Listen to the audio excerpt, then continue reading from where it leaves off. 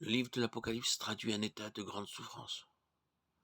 Mais lorsque nous arrivons aux 2 derniers chapitres, nous touchons à la fin d'une très longue histoire, s'étendant des origines, en passant par la chute de l'homme pour aboutir à la vision de la gloire de Dieu, dans la Jérusalem céleste, dont il est l'architecte et le constructeur, et qui par son symbolisme exprime ce qu'est la nature même de Dieu.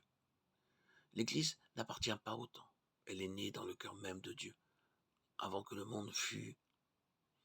Éphésiens 1,4. Dieu l'a conçue d'après lui-même. Il est sa référence et son modèle.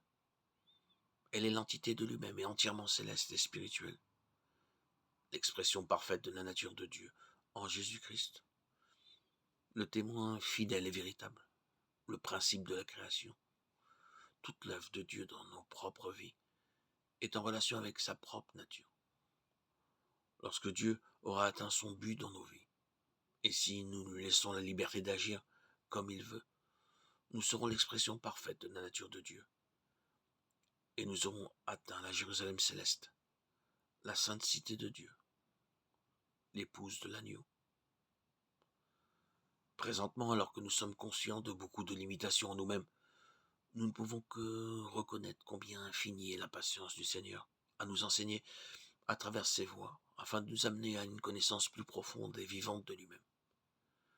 Nous ne pouvons que le louer et l'adorer pour la grandeur de la vocation qu'il nous a adressée et du glorieux dessein conçu en lui-même. 2 Timothée 1,9.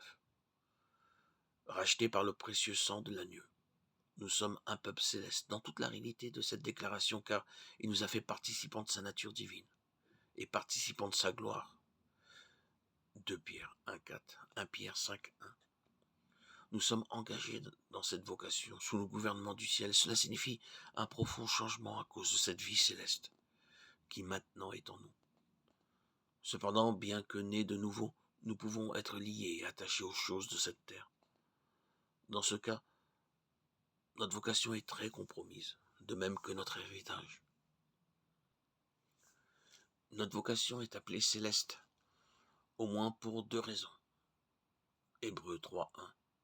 La première, parce que cet appel vient du ciel, et la seconde, parce qu'elle s'accomplit sous le gouvernement du ciel.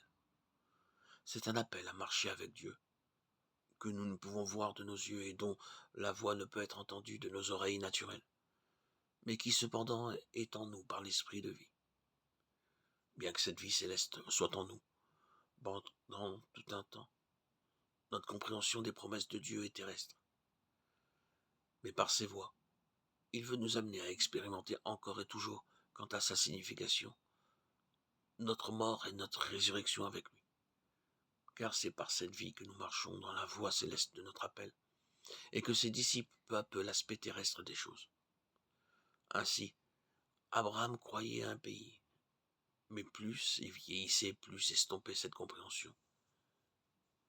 Dans l'expérience de ceux qui avancent avec Dieu, la vie de résurrection leur donne une compréhension et un concept céleste, une vision de plus en plus claire de ce qui est invisible, qui échappe aux facultés naturelles, qui ne sauraient les saisir.